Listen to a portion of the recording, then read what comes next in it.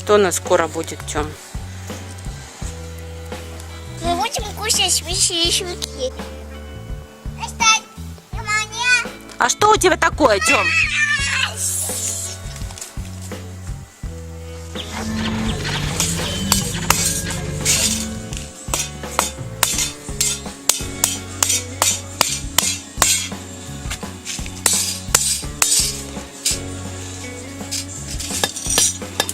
Помощник дедушки, да? Скажи, я сейчас дрова ему напилю.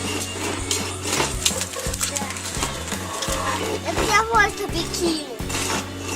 Что сделать? Кинуть в костер. А, в костер кинуть? Ну, правильно. А костер зачем? Чтобы он больше делал. А на костре что делаем? Вещевики.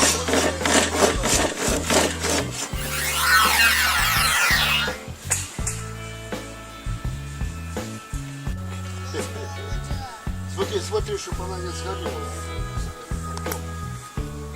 Не могу я бросить, не успеваю. Тоже мясо, картошка, да.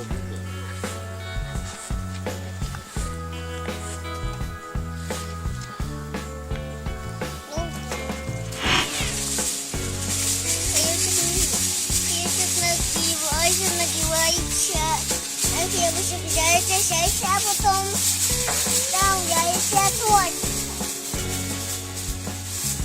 Потом что? И потом я еще тонь. А, тостом? Да, я очень.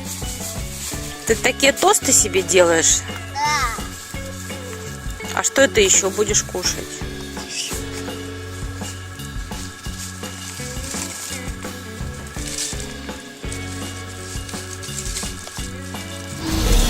Большой навешал траву.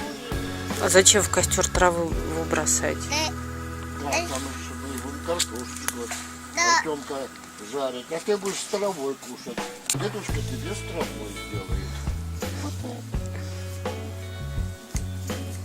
Нет. Как нет? Ну а куда деваться?